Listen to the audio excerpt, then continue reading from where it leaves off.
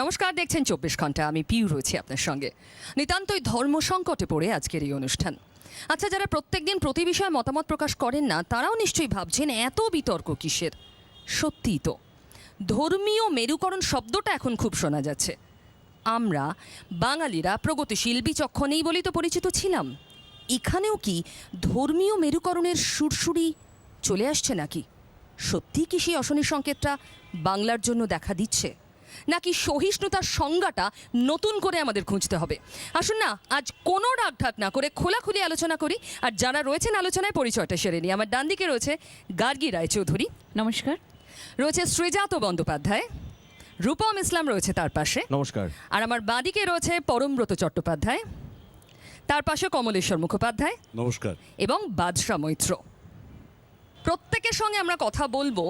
মোদ্দা যে কথাটাই আমরা আসতে চাইছি, আমি প্রথমেই গার্গীর কাছেই আসি। গার্গী, এই যে এত বিতর্ক হচ্ছে, এত মানুষ এত মত দিচ্ছেন, কোথাও কি একটা মনে হচ্ছে যে এতটা রিয়াকশন এবং একটা ধর্মের বিভাজন, কোথাও মনে হচ্ছে কি সেই অশনি সংকেতটা কি চোখে পড়ছে? না, আমি একটা কথা শুরুতে বলে নিই যে আমার ডান দিকে যে বসে আছে শ্রীজাত, আমি ঢুকেই বললাম দেখো তো কি মুশকিল, টেনে নিয়ে এলে তো। সত্যি কথা বলতে কি যে শ্রীজাত একজন গুণী শিল্পী, মানে গুণী লেখক, আমার পরিচিত তো বটেই, কিন্তু ও যদি আমার পরিচিত নাও হতো তাহলেও কিন্তু আমি এই বিষয়টার পাশে দাঁড়াতাম। এটা বলে নেওয়াটা আমার মনে হচ্ছে খুব প্রয়োজন আজকের দিনে, তাই জন্য বললাম। আর তুমি যেটা বললে যে হ্যাঁ দেখো, ওই নামের সঙ্গে যেমন বদনাম আসে, আবার তেমনি যে লেখাগুলো মানুষের মনে খুব দাগ কাটে, এবং দাগটা এমন যে যেটা কোনো কিছু দিয়েই মানে ভ্যানিশ করা যাবে না বা ওটাকে একদম মুছে দেওয়া যাবে না, তাতে কারুর ভালো লাগাটা বেড়ে যায়, আবার কারুর মানে নেই নেই রবটা ওঠে।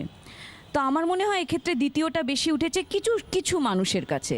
এক্ষেত্রে আমার একটা কথা আমার মানে এই কয়েকদিন থেকেই ভীষণ মনে হচ্ছিল, সেটা হচ্ছে যে লালনের একটা গান আছে না, যে জাত গেল বলে, হ্যাঁ, তো আসলে মানে জাতের নামে বজ্জাতি এসব পড়েছি শুনেছি, এখন এসে এই সময় এসে দাঁড়িয়ে দেখছি যেগুলো ঘটছে। তবে আমার মনে হয় বেশ তো হোক না, সাঁকো যখন নড়েছে তখন দেখা যাক না কটা পাগল বেরোয়। আমি কমলেশ্বরদার কাছে আসবো এই প্রসঙ্গে। সত্যিই কি এই আশঙ্কাটা এই মুহূর্তে বাংলার করা সময় এসেছে? ধর্মীয় মেরুকরণের কোনো ইঙ্গিত এই ঘটনাটার মধ্যে দিয়ে কি প্রকাশ পাচ্ছে? হ্যাঁ, অবশ্যই প্রকাশ পাচ্ছে।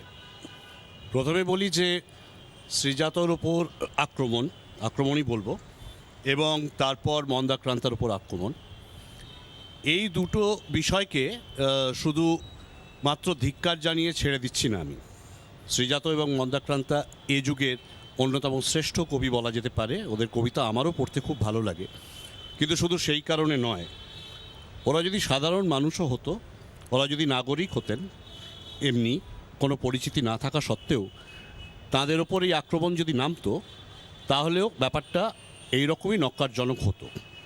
প্রাথমিকভাবে আমার যেটা মনে হয়, মানে ইতিহাস যেটা বলছে, যে কোনো একটা ভূখণ্ডে যখন করাপশন এবং অপশাসন চূড়ান্ত রূপ ধারণ করে, তখন কিছু ফ্যাসিস্ট শক্তির আবির্ভাব হয়।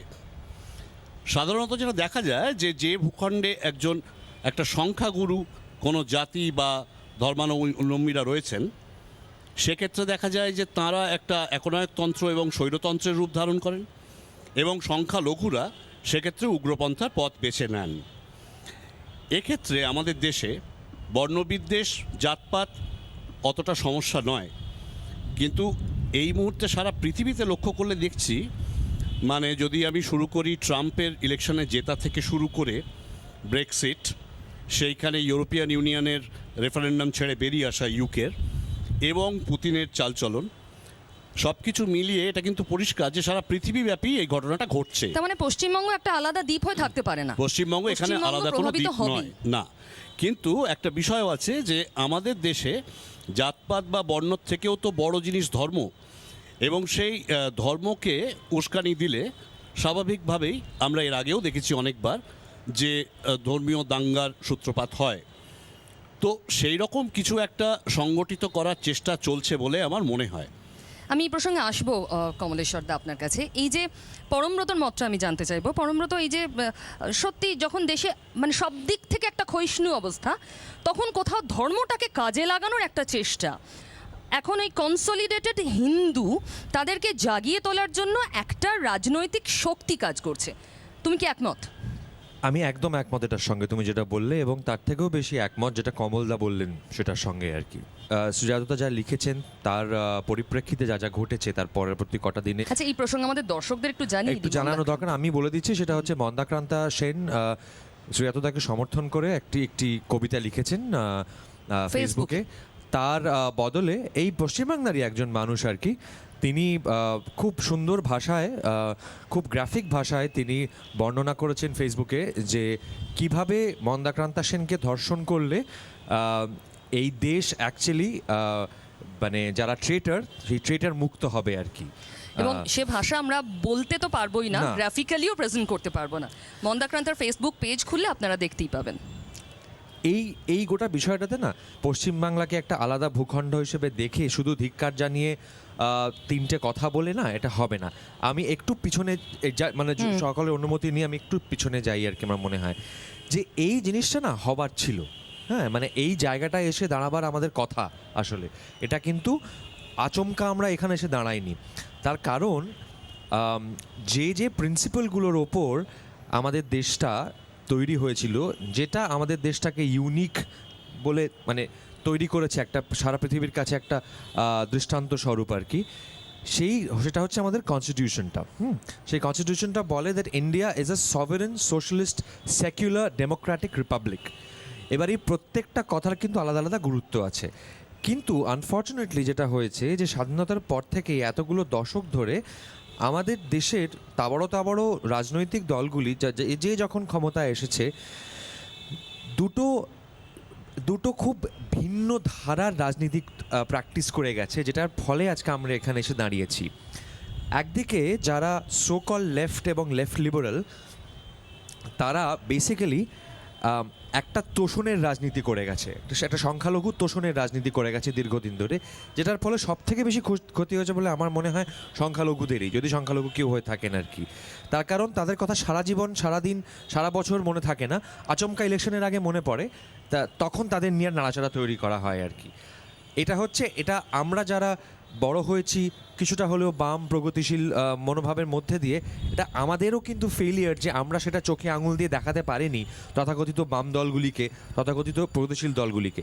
আর অন্যদিকে হচ্ছে এই চূড়ান্ত দক্ষিণপন্থী দলগুলি, তাদের রাজনীতি প্রথম থেকেই, ইনফ্যাক্ট স্বাধীনতার আগে থেকেই ছিল হচ্ছে বিভেদ তৈরি করা এবং বিভেদটাকে সমাজের একদম তলার স্তরে ঢুকিয়ে দেওয়া, যাতে অবশ্যম্ভাবীভাবে জিনিসটা একটা, যেটা কমলদা বলছিলেন, একটা দাঙ্গা বা একটা রক্তক্ষয়ের দিকে যায়। এবং এই রক্তক্ষয় বা দাঙ্গার দিকে গেলেই যেটা সম্ভব করা, সেটা হচ্ছে যে তখন আর কোনো ডায়ালগের জায়গা থাকে না দুই প্রধান সম্প্রদায়ের মধ্যে, মানে অসহিষ্ণুতার চরম পর্যায়ে। তখন আর কোনো আন্ডারস্ট্যান্ডিং এর জায়গা থাকে না। তখন কি হয়, তখন যারা সংখ্যাগরিষ্ঠ তাদেরকে চট করে এক করে ফেলা যায়। তাহলে এখানে একটা প্রশ্ন আছে আমার, পরমব্রত, তুমি বলছো যে এটা যে ক্ষোভটা ছিল দেখতে দেখতে, যে সংখ্যালঘুরা সুবিধা পাচ্ছেন, তারা পিছিয়ে পড়া, তাদেরকে সুবিধা দিতে হবে, সংখ্যাগরিষ্ঠরা সেখান থেকে দেখছেন এবং ক্ষোভ তৈরি হচ্ছে। সুতরাং সহিষ্ণুতা, কোটা আনকোট আমরা যেটা বলছি, সেই সহিষ্ণুতা আসলে ওই পুঞ্জীভূত জমে থাকা ক্ষোভটা, সেই সহিষ্ণুতা, ওই ক্ষোভটা যখনই আমি বাইরে আনছি তখনই আমি অসহিষ্ণু হয়ে যাচ্ছি। না, আমি বলি সেটা হচ্ছে যে এই ক্ষোভটা এতটা জায়গায় যেত না যদি না এতটা মানে এই যে তোষণে, আজকে তুমি যদি যে কোনো ফেসবুকে কোনো কথা লেখো, আজকে শ্রেয়াদুয়ার সমর্থনে হোক কিংবা আমি যখন কোনো কিছু লিখি, আমি তো এই দক্ষিণপন্থী রাজনীতির সমর্থক নই, তার বিরুদ্ধে আমি এখন যদি কোনো কথা লিখি, প্রথম কথাটা দেখবে, প্রথম 50টা কমেন্টের মধ্যে থাকে হচ্ছে যে আপনি যদি ধর্মনিরপেক্ষতার কথা বলেন তাহলে ট্রুলি সেকুলার কথা বলুন আর কি, তাহলে দুপক্ষকে ব্যালেন্স করে কথা বলুন। এবার আমি যেটা বলার চেষ্টা করছি সেটা হচ্ছে, সত্যি সত্যি আমাদের বাম এবং অন্যান্য প্রগতিশীল দলগুলি কিন্তু ইলেকশনের রাজনীতি খেলার ফলে কিছু কিছু ক্ষেত্রে, এটা আমার বিশ্বাস, আমার সঙ্গে কেউ একমত নাই হতে পারেন, এই রাজনীতি তারা প্র্যাকটিস করেছে, কিন্তু এই ভোট ব্যাংক পলিটিক্সটা, এই মাইনরিটি অ্যাপিসমেন্ট, আমি এক সেকেন্ড শেষ করি, পলিটিক্যাল পাওয়ারের বড় ভূমিকা রয়েছে, কিন্তু এক সেকেন্ড শেষ করি। শ্রীজাতর কেসে তো আমরা দেখছি নরমাল ফেসবুক ইউজাররা, সেটা নরমাল নয়, তারা তো নরমাল ফেসবুক ইউজার বলে কি, অ্যাবসলিউটলি। এবং কোথা থেকে হচ্ছে এই জিনিসটা, তার কারণটা হচ্ছে যে এই দেখো সংখ্যাগরিষ্ঠদের মনে এই ক্ষোভটা জন্মায়, এটা এটা সারা পৃথিবীর চেহারা, যেটা একটু আগে কমলদা বললেন। যে আজকে তুমি খবরের কাগজ খুললেই কেউ কিছু বলার উপায় নেই, ফেসবুকে কিছু বললেই কেউ ধুলাগড়ির এক্সাম্পল দিচ্ছে, কেউ বীরভূমে অমুক না জায়গায়। সেটা কি খুব অস্বাভাবিক না, না, কিছু? না, আমি এটা আমাকে তোমার শেষ কেন করতে মনে দাও, হচ্ছে আমি শেষ করতে দাও। আমি একটু বাদশার মতামতটা নিয়ে নি। বাদশা, Please। আমার একটা খারাপ লাগছে, যেটা হচ্ছে বাঙালি নিজেই নিজের গৌরবটা নষ্ট করছে। মানে একসময় আমরা বলতাম যে বাংলা যা ভাবে ভারতবর্ষ সেটা আগামী দিনে ভাবে। এই যে ধর্মীয় মেরুকরণ, এটা ভারতবর্ষের অন্যান্য অঞ্চল আগে দেখেছি আমরা। খুব অবাক লাগছে বাঙালি সেটা অন্ধের মতো নকল করছে আজকে। এবং একটা কবিতার উত্তর যে কবিতায় হতে পারে, গানের উত্তর গানে হতে পারে, ছবির উত্তর ছবিতে হতে পারে, বাঙালির কি সেই মেধা, সেই প্রতিভা কি নষ্ট হয়ে গেল? মানে কবিতার উত্তরে 4 অক্ষরের গালাগাল দেওয়াটা তো একমাত্র অস্ত্র হয়ে দাঁড়িয়েছে? এটা আমার প্রথম প্রশ্ন। আচ্ছা, যে ফেসবুক ইউজার কবিতা লিখতে জানেন না, তার কাছ থেকে কি কবিতাই প্রত্যাশিত? না, কবিতা প্রত্যাশিত না, হ্যাঁ, সমালোচনা ঠিকই, প্রত্যাশিত। এটা খুব দুঃখের এবং সবাইকে খুব কবি হতে হবে তার অমানজিক। কোনো মানে নেই। সেটাই প্রত্যাশিত। কবিতা সবাইকে কবি হতে হবে তার কোনো মানে নেই। এবার সমালোচনা মানে এই নয় সেই মানুষটির ব্যক্তিগত জীবন সম্পর্কে 4টে খারাপ কথা বল, 1 নম্বর। 2 নম্বর হচ্ছে যারা এটা করছেন তাদের প্রতি আমার এটা প্রশ্ন, কিছুটা আবেদন। সেটা হচ্ছে যে ধর্মীয় মৌলবাদ, আমার যেটা নিজের মনে হয় যে কি মৌলবাদ আসলে কি, যেটা করে ধর্মীয় মৌলবাদ, মানুষের পরিচয়ের অনেকগুলো দিক থাকে। তো আমি হিন্দু, আমি বাবা, আমি প্রেমিক, আমি ভাই, আমি বন্ধু, এই সবকটা সত্তাকে নষ্ট করে দেয়। তুমি হিন্দু, তুমি মুসলিম, তুমি খ্রিস্টান, তুমি বৌদ্ধ, এই যে জাতির সত্তার বাইরে আর কোনো পরিচয় নেই, এইটা নষ্ট করে দিতে পারলে যে কোনো পলিটিক্যাল পার্টির খুব তাড়াতাড়ি তাদের কাছে নিয়ে আসতে সুবিধা হয়। এবং বাঙালি আজকে এই ট্র্যাপে পা দিচ্ছে, আমার ভেবে খারাপ লাগছে যে বাঙালি আন্তর্জাতিকতার কথা বলতো, যে বাঙালি চিন্তায় আন্তর্জাতিক, সেই বাঙালি আজকে ইতিহাস না দেখে, আমার অতীত না দেখে একটা বিষয় সম্পর্কে মন্তব্য করছে। সত্যি তো আমাদের দেশের, আমাদের ধর্মে, সত্যিকারের ধর্মে যা উদারতা আছে, যা যা ঘটনা আছে, সেটা নিয়ে এখানে বলতে গেলে আজকে আমাকেও 4 লোকে 4টে খারাপ কথা বলবে, কিন্তু কিন্তু ইতিহাসটা পাল্টে দেওয়া যায় আচ্ছা, না। একটা কথা তো অস্বীকার করার কোনো জায়গা নেই। এই পুঞ্জীভূত ক্ষোভ হোক বা এই সেন্টিমেন্টটা হোক, সেটা আছে বলেই পলিটিক্যাল পার্টিগুলো সেটাকে কাজে লাগানোর একটা ক্ষেত্র পাচ্ছে। আমার ঠিক উল্টো মনে হয়। এই আমার সেন্টিমেন্টটা তো কাজে লাগাচ্ছে না, তারা। আমার উল্টো মনে হয়। এই কারণে মনে হয় যে পলিটিক্যাল পার্টি শুধু বলবো না, এখানে মিডিয়ার বড় ভূমিকা আছে। মানে পাকিস্তানে যুদ্ধ করার জন্য আমার লক্ষ লক্ষ কোটি কোটি টাকার অস্ত্র কিনলে আমি আমার করের টাকা দিয়ে দেবো, আমার শিক্ষা নেই, আমার স্বাস্থ্য নেই, আমার বাসস্থান নেই, আমার পেটে ভাত নেই, আমার যায় আসে না, বাট পাকিস্তানে গুলি চলার জন্য আমি কোটি কোটি টাকা দেবো। এবং তার জন্য যে শুধু দল না, একটা সাংগঠনিকভাবে জাতীয়তাবোধের যে একটা অনুভূতি তৈরি করে দেওয়া হচ্ছে, যে তুমি ভারতীয়, মানে হিন্দু জাতীয়তাবাদ, এই ইঞ্জিনটা জেনারেট করছে। এইটা কিন্তু পলিটিক্যাল পার্টি ও মিডিয়ার এখানে ভূমিকা আছে। তারা যদি এইটা ক্রিটিসাইজ করে যে পাকিস্তানের যুদ্ধ থেকে অনেক বেশি ইম্পর্টেন্ট আমার দেশের লোককে না, খেতে দেওয়া, এবার কোনটা প্রায়োরিটাইজ করা হবে সেটা তো একজন নর্মাল লোক ডিসাইড করবে না, পলিসি মেকাররা রয়েছেন তার জন্য। এক্স্যাক্টলি, সেটা মিডিয়াও ডিসাইড করে না, বাদশা। তো বিভিন্ন সেটা মিডিয়ার media decide মাধ্যমে করে না। সেই জিনিসটাকে, এই তুমি যাদের সাধারণ বলছো তাদেরকে ফিড করে দেওয়া হচ্ছে কোনটা তোমার প্রায়োরিটি। ঠিকই যেমন সার্জিক্যাল স্ট্রাইক, ডিমনিটাইজেশন, আমরা সেই প্রসঙ্গে বললাম media is the fourth estate, তোমার মিডিয়ার দায়িত্ব আছে ক্রিটিসাইজ করা। অ্যাবসলিউটলি, এবং সেই জন্যই তো আজকের আলোচনা সভা। আমার একটা প্রশ্ন আছে সৃজাতর কাছে, আমি একদম অফ ট্র্যাক গিয়ে প্রশ্নটা করছি। সৃজাত, এটা তো ঠিক, তুমি দীর্ঘদিন ধরে কাজ করছো, তুমি এই যে মানুষগুলো এত সমালোচনা, এত কড়া কড়া খারাপ ভাষায়, তীক্ষ্ণ ভাষায় সমালোচনা করছে ফেসবুকে, তারাই হয়তো আগের কোনো কবিতার ভূয়সী প্রশংসা করেছে। এতদিন কাজ করার পরে, এদের সঙ্গে ডিল করার পরে, ত্রিশূল একটা থিং অফ রেসপেক্ট। যেমন আমার বাবাকে নিয়ে কেউ কথা বললে, he is a symbol of respect, আমার খারাপ লাগতে পারে। তোমারও এটা জানা দরকার যে ত্রিশূল নিয়ে কথা বললে এটা একটা রেসপেক্টের সিম্বল, তাদের খারাপ লাগতে পারে। ত্রিশূলটাকে কেন রাখতে হলো তারপরেও? এখানে মানে যে একজন প্রশ্নটা কবি কি এসছে আমি সচেতন নন? দুভাগে বলি। আসলে খারাপ তো লাগতেই পারে, যে কোনো জিনিসেই যে কারোর খারাপ লাগতে পারে। পরমব্রতর ভালো অভিনয় দেখে অনেক অভিনেতারই নিশ্চয়ই খারাপ লাগে।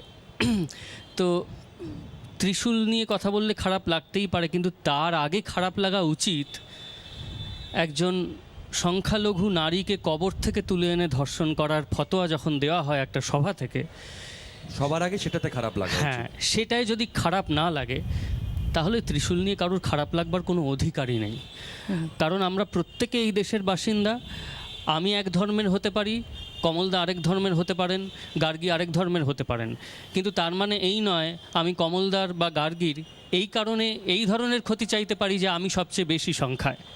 এবং সেই ধর্মচারকটা তো মানুষটিকে এক যখন একজনের এক সেই এক রকম। মানুষটিকে যখন এত বড় গুরুত্বপূর্ণ সরকারি একটি পদে বসানো হয়, সেটা কিন্তু আরো না, বড় বিপদের ইঙ্গিত। এটা যখন একজন ফেসবুক ইউজার পড়ছেন, একজন পাঠক পড়ছেন, তিনি তো নিজেকে সেই প্রশাসনিক ব্যক্তি ভেবে পড়ছেন না, না, বা না, এটা তার ভাবতে হবে না তো, উদ্দেশ্যে তাকে তিনি নিজেকে রিলেট করছেন, তাকে সচেতন তার মনে থাকতে হচ্ছে হবে। ত্রিশূল তো আমারও সিম্বল। না না, তাকে সচেতন থাকতে হবে যে 7 দিনের মধ্যে তার দেশে কি কি ঘটছে।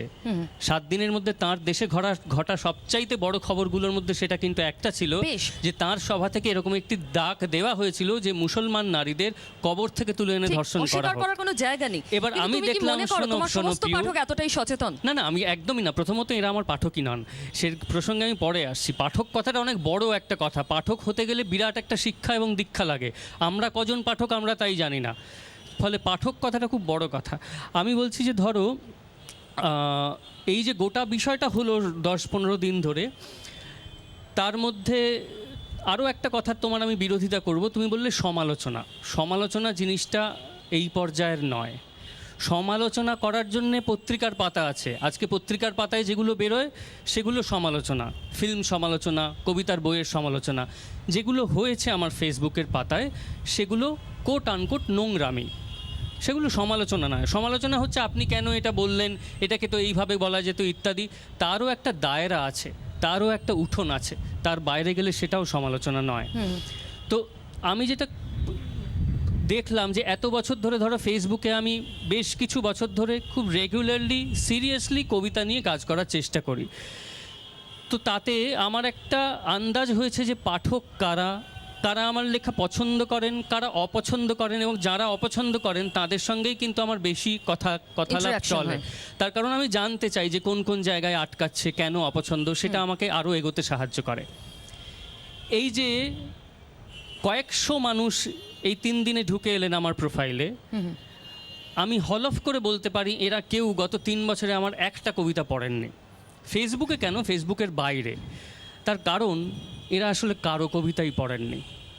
হ্যাঁ, এরা যাদের যাদের নাম করছেন, যাদের কথা বলছেন, তাদের সঙ্গে এদের দূরস্থ কোনো সম্পর্ক নেই। এরা বলছেন উর্দু আরবের ভাষা, এরা আমার পাঠক হতে পারেন না।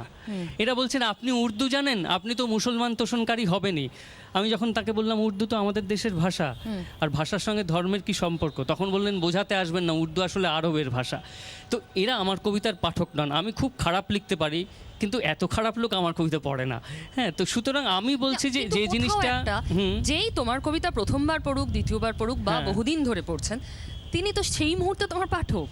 হ্যাঁ হ্যাঁ, কিন্তু আর আমি বলছি তোমার যে কাছে এরা তো কেউ একটা পাঠক প্রত্যাশা নন, রেখে তিনি কিন্তু পড়ছেন, না, এরা পেজটা কেউ খুলেছেন। এরা এই খবরটা কোথাও এদের কানে গেছে যে দেখো শ্রীজাত ত্রিশূলের সঙ্গে কন্ডম বেশ, শব্দটা আমি যদি ব্যবহার তাই করেছে। ধরে নিই, আমি তাই ধরে নিই, এরা ফ্লোটিং, এরা খবর শুনে পেজটা খুলে দেখেছেন, আমি একদমই তাই তাই, ধরে নিচ্ছি। একদমই তাই। কিন্তু এটা কি অস্বীকার করবে যে সত্যি ওই পার্টিকুলার লাইনটা, ওই পার্টিকুলার কয়েনেজটা তার ভাবাবেগে আঘাত করেছে, ভাবাবে এবং কি? কবি হিসাবে, হ্যাঁ। লেখক হিসাবে সেই দায়িত্বটা তোমার থেকে যাচ্ছে? নিশ্চয়ই, যদি কারুর ধর্মীয় ভাবাবেগে আঘাত করে তাহলে সেই দায়িত্ব আমার থাকছে, অবশ্যই থাকছে। যেমন ধরো আমার ধর্ম মানব ধর্ম, তার আগের লাইনটাই যে কারণে লেখা, সেটা আমার ভাবাবেগকে আঘাত করেছে, তাহলে তার দায়িত্ব কাউকে নিতে হয়। এক্স্যাক্টলি, হ্যাঁ। ভাবাবেগের মাপকাঠি তো নেই, কোনো এবং মাপকাঠি কতটা নেই। আঘাত লাগলো এবং আমি সেটার কোনো আরেকটা জিনিস মাপকাঠি তোমাকে নেই। বলতে চাই যে ধর্মীয় কথাটা বারবার ব্যবহৃত হচ্ছে। তো ধর্ম কথাটার অর্থ হলো ধারণ করা, আর ধর্ম জিনিসটা অত সোজা, অত ফ্রেজাইল একটা জিনিস নয়। এরকম কাঁচের একটা টেবিল নয় যে জোরে ফোনটা ছুঁড়ে মারলে সেটা ভেঙে যাবে। ধর্মের ভিত এত পোক্ত, যদি সত্যি কোনো মানুষ ধর্মীয় বিশ্বাসী হন, আমার মা ধর্মীয় বিশ্বাসী, আমার পাড়ায় একজন চাচা আছেন, তিনি ধর্মীয় বিশ্বাসী, 5 বার নামাজ পড়েন, তার মুখ দিয়ে কোনোদিন কোনো খারাপ কথা শুনিনি, আমার মায়ের মুখ থেকেও শুনিনি। আমার মা কিন্তু এই কবিতাটা পড়ে আঘাত পাননি। আঘাত পান কারা? আজকে 20 বছরের একটা ছেলে গিয়ে FIR করছে। 20 বছর বয়সে তো আমার প্রেম আর খেলা ছাড়া কোনো ভাবাবেগই ছিল না। হ্যাঁ, তো আমার ভাবাবেগে আঘাত লাগতো প্রেমিকা 20 খারাপ কথা বছর বললে। পরে একটা 20 বছরের ছেলের হ্যাঁ, কিন্তু ভাবাবেগ কথা কিসে আসবে হচ্ছে, সেটা তো কথা ডিফাইন করা হচ্ছে যায় না। যে ধর্মীয় মানুষ হলে আমি তার কথা মেনে নিতাম, কিন্তু যারা যে ভাষায় কথা বলছেন এবং যে কনটেক্সটে কথা বলছেন, তুমি গিয়ে পড়লে বুঝতে পারবে যে তাদের আমি কয়েকটা সচেতনতা নেই। পড়েছি, ঠিকই, প্রথমত নিশ্চয়ই। কোনো শিল্পের কোনো এক্সপোজার নেই। আমি শুধু কবিতা বলছি না, আমার কবিতা অনেক পরে এসছে। কোনো শিল্পের কোনো এক্সপোজার নেই। 2, এদের ব্যবহার করা হচ্ছে, যেটাকে ভাবাবেগ বলা হচ্ছে, সেটা একটা বস্তু যেটাকে ব্যবহার করা হচ্ছে, এবং এর পরের স্টেপটা খুব দুঃখজনকভাবে সন্ত্রাসবাদ। এটা তো মৌলবাদ, এটা কোনো ধর্ম নয়। এটা সব ধর্মে আছে। আমি একটা কথা খুব স্পষ্ট করে বলতে চাই যে মৌলবাদের কোনো হিন্দুত্ব মুসলমানত্ব হয় না, মৌলবাদের অন্ধত্ব হয়। নিশ্চয়ই উগ্রপন্থা সত্যি সেটাই একমাত্র ধর্ম, এবং এর পরের মানছি। পথটা হচ্ছে এই যে তুমি শিল্প সন্ত্রাসবাদ। বললে, শুধুমাত্র লেখক কেন, যে কোনো শিল্পীরই একদম। যারা বলছেন তাদেরকে তুমি ক্যাটাগরাইজ করেছো যে এদের সত্যি কোনো এক্সপোজার নেই। আমি শিল্প প্রসঙ্গে রূপমের কাছে যদি আসি, রূপম, যখন একটা সৃষ্টি তোমরা করছো, ডেফিনেটলি তুমি তোমার গান চাইবে মাসের মধ্যে ছড়িয়ে যাক, তুমি একটা কবিতা লিখে নিশ্চয়ই চাইবে তোমার বইটা বিক্রি হোক। ফাইনাল তো এটাই, তোমরা দুজনেই, আমরা প্রত্যেকেই এখানে ইনকাম ট্যাক্স দিই, আমরা তো বাণিজ্যিকভাবে ভাবি, আমরা শিল্প সৃষ্টি করি ঠিকই, সেই জায়গায় কি আমাদের, আমরা যখন এই ধরনের বিরোধিতা পাচ্ছি না, কোট আনকোট নোংরামি যেটা সৃজাত বলছে পাচ্ছি না, তখন তো আমরা তাদের নিয়ে মাথা ঘামাই না যে যিনি আমার গানটা শুনলেন, ভালো লাগলো কি লাগলো না, একবার শুনে বেরিয়ে গেলেন, তাকে নিয়ে তো আমরা মাথা ঘামাচ্ছি না সেই সময়টা। আমাদের কি সেই দায়বদ্ধতা শিল্পী হিসেবে ঝেড়ে ফেলতে পারি? পরম একটু আগে বলছিল, ও অন্য দিক থেকে ব্যাখ্যা করছিল যে এরকম সিচুয়েশন দেখবারই ছিল। ও সংখ্যাগুরুদের মধ্যে যে তাদের মধ্যে যে ক্ষোভ, সেটার কথা বলছিল। আমি কোনো ধর্মীয় সম্প্রদায়ের অংশ নই বহুদিন, মানে আমার ছাত্র জীবন থেকেই আমি সমস্ত প্রথাগত ধর্মের সঙ্গে সংস্পর্শ ত্যাগ করি। বিভিন্ন ধর্মের প্রভাব ছিল আমার ফ্যামিলিতে, বিভিন্ন ধর্মের লোকজন সেখানে ছিল। আমার মা ছিলেন খ্রিশ্চান, আমার বাবা ছিলেন মুসলিম, এবং তার পুরনো ইতিহাস যদি দেখি সেখানে আমরা হিন্দু ধর্মের অংশও দেখতে পাবো। মানে বিভিন্ন ধর্মের একটা মিশ্রণ ঘটেছে আমার মধ্যে।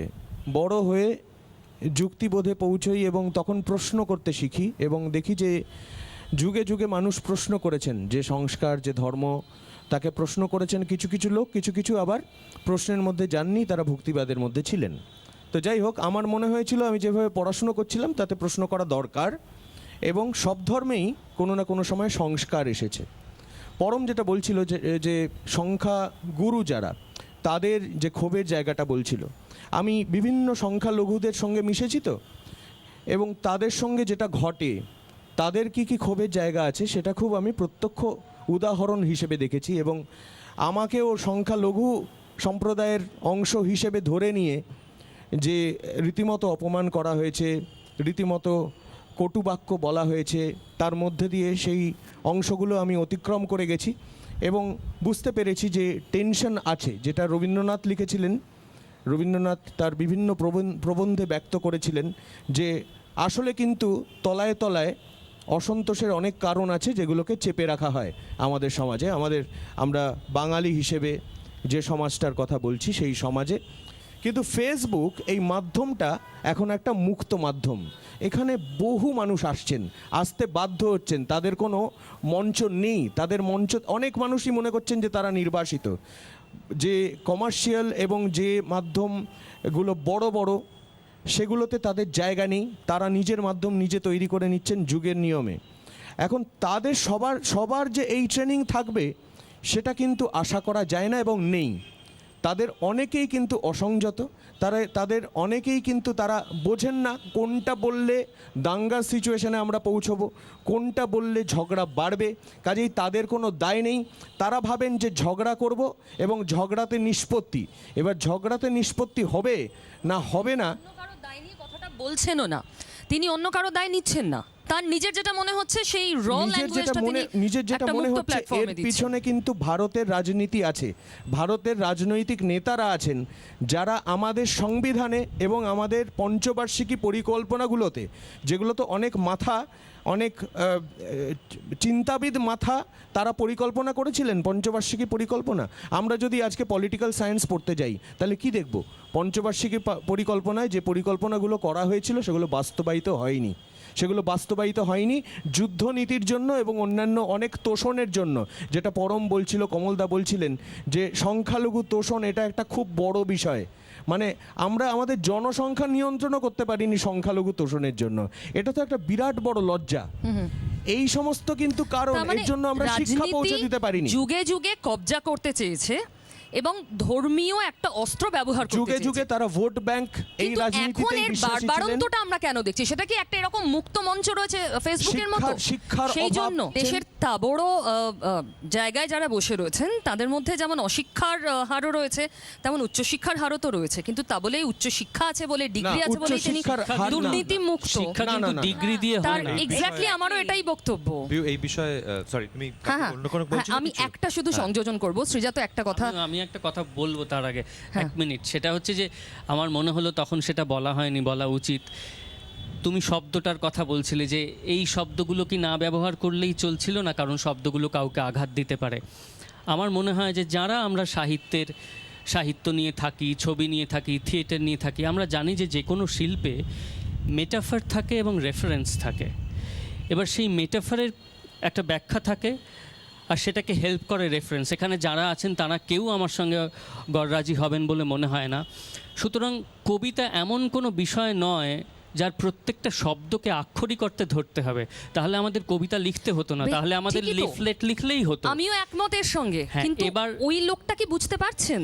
আমি তো সেই জন্যই বলছি সেই কবিতা দায়টা কি তো কবি নেবে না নেবে না? না, এটা আমি তো আমার নেব প্রশ্ন। না, কারণ কবিতা তো সবার জন্য আমি লিখি না। যারা কবিতার পাঠক তাদের আজকে যদি কমলদা বলেন আমি 130 কোটি মানুষের জন্য ছবি বানাই, তার থেকে হাস্যকর কোনো কথা হয়? না, কমলেশ্বরদার কাছে এটা আমার প্রশ্ন। কমলদা তাহলে নিশ্চয়ই তাদের জন্যই ছবি বানান যারা ছবির দর্শক। কোট আনকোট প্রসেনজিতের ছবির দর্শক আপনার ছবি দেখেন এবং কোনো একটা কমেন্ট করেন, তাহলে আপনার রিয়াকশন কি হবে? ও ভার্মে যায়, আমি ওর জন্য বানাইনি ছবি, ও বলার আগে এটা একটা বলতে point পারে। add করছি, হ্যাঁ, সেটা বলবো হ্যাঁ। একবারে। সেটা হচ্ছে এত কবিতা নিয়ে কথা হচ্ছে, তো প্রচুর ছবি ইংরেজিতে হয় যেটা খ্রিশ্চান ধর্মকে আক্রমণ করে, ক্রিটিসাইজ করে। অসংখ্য ছবি ইংরেজিতে দেখেছি এবং আমরা। সেই ধর্মের সেই চার্চের ভিতরে নানা বডিকে ক্রিটিসাইজ করা একদম, হয় একদম। সারাক্ষণ ফলে এটা সেটা নতুন হয়। কিছু নয় কিন্তু। কমলেশ্বরদা, আমি 3টে পয়েন্ট একটু বলতে চাই। এক হচ্ছে ধর্মীয় ভাবাবেগ, এই প্রসঙ্গটা তো বারবার উঠছে। যারা এই ধর্মীয় ভাবাবেগের প্রশ্ন করেছেন তাদের আপনি যদি ফেসবুক প্রোফাইলে যান, অনেকেই দেখবেন ক্রিশ্চিয়ান মিশনারি স্কুলে পড়েছেন, সেখানে দাঁড়িয়ে রেগুলার প্রেয়ার করেছেন, চ্যাপেলে গেছেন, সবই করেছেন, যীশু খ্রিস্টের জীবনী টিবনী পড়েছেন। এখন আমার প্রশ্ন হলো, তাহলে সেই ধরনের ফ্যামিলি থেকে যারা এসেছেন তাদের সেই সময় কেন ধর্মীয় ভাবাবেগে আঘাত লাগলো না? এটা হলো প্রথম প্রশ্ন। দ্বিতীয় প্রশ্ন, যদি বিষয়টা আসে যে শব্দ প্রয়োগ এবং মেটাফার ইত্যাদি, মানে কোন শব্দটা মেটাফরিক্যালি আমি ইউজ করছি, সিমিলি হিসেবে ইউজ করছি, আর কোনটা আমি সরাসরি লিখছি, কারণ আমাদের নিজেদের ভাষাতেই কিন্তু সান্ধ্য প্রক্রিয়ায় লেখা একটা চল চিরকালই ছিল, আজও আছে। তো আমার প্রশ্নটা হচ্ছে যে সেটা যদি হয় তাহলে প্রথম এই দোষী হবেন বাল্মীকি কিংবা ব্যাসদেব। কারণ কৃষ্ণদ্বৈপায়ন বেদব্যাসের যে বর্ণনা রয়েছে, মানে আমি ধরে নিলাম দ্রৌপদীরই বর্ণনা বা মাদ্রির বর্ণনা, এবং তাদের যেভাবে তাদের বংশ মানে পরম্পরা বেড়েছে, সেটা কিন্তু আজকের আমাদের সমাজের পার্সপেক্টিভে আমাদের ভিক্টোরিয়ান মূল্যবোধ দিয়ে যদি আমি বিচার করতে যাই, তাহলে কিন্তু সেটা কখনো বলতে হবে ইনসেস্টুয়াস, কখনো বলতে হবে ইলিসিট, কখনো বলতে হবে প্রমিসকুয়াস। তো আমরা তো বলছি না, অন দ্য কন্ট্রারি আমরা সেগুলো পুজোও করছি। কৃষ্ণর ক্যারেক্টারটাই যদি আমি ধরি, মানে রাধা কৃষ্ণর প্রেমটাই কিন্তু একটা পরকীয়া সম্পর্ক। হ্যাঁ, তো রাধা কৃষ্ণকেই আমরা প্রেমের আইকন করে তুলেছি, তখন আমার ধর্মীয় ভাবাবেগে আঘাত কেন লাগছে না? আর 3 নম্বর বিষয়টা বলি, এটা আমার সঙ্গে পরবের একটা রাজনৈতিক তফাতের জায়গা থেকে বলছি। ও যে বলছে যে এই তোষণের জিনিসটা লেফট এবং লেফট লিবারালরাই করেছে, আমি সেটা কিন্তু বিশ্বাস করি না। Not necessarily. আমি শুধু লেফট লিবারাল বলছি না, আমি বলছি যে কোনো রাজনৈতিক দলের কথা বলছি। আমি শুধু সংখ্যালঘু বলে না, মানে আমি বলছি ইন জেনারেল, যেটা আমি রূপমদার কথাটার সঙ্গে একমত, যে পঞ্চবার্ষিকী পরিকল্পনার কথাটা রূপমদা তুললো, সেই জায়গা থেকে যারা আমরা প্রগতিশীলতার দায়িত্ব নিয়েছি তাদের কথা বলছি। সেটা শুধু বাম না, সেটা মধ্য বাম সবটাই। আসলে বিষয়টা হচ্ছে এরকম, আমরা জনপ্রিয়তার রাজনীতি নিয়ে কথা বলছি, জনমোহিনী রাজনীতি নিয়ে কথা বলছি। জনমোহিনী রাজনীতি আর মূল জনমত, এই দুটোর মধ্যে অনেক আকাশ পাতাল তফাৎ থাকে। আজকে কিন্তু ট্রাম্প বা পুতিন কিন্তু জনমোহিনী নীতির উপর দাঁড়িয়েই কথা বলছেন, হিটলার মুসলিনিও তাই এটা তো বলেছেন। ওয়ার্ল্ড ওয়াইড ট্রেন্ডও, যেটা আপনি শুরুতেও Exactly, বললেন, exactly. আমরা বিভিন্ন জায়গায় সেটা দেখতে পাচ্ছি। কিন্তু এইটা আমার বলার ছিল। আরো একটা জিনিস আমি ঠিক এই পয়েন্টটাতেই আসবো। অসহিষ্ণু মানুষ হয়ে যাচ্ছেন এবং এই অসহিষ্ণুতা ক্রমশ বাড়ছে, যেটা খুব অশনি সংকেত। অসহিষ্ণু বলতে আমরা কি বলছি? অসহিষ্ণু না হওয়া বা সহিষ্ণুতার ধ্বজা ধরার দায় শুধুই কি সংখ্যাগরিষ্ঠের?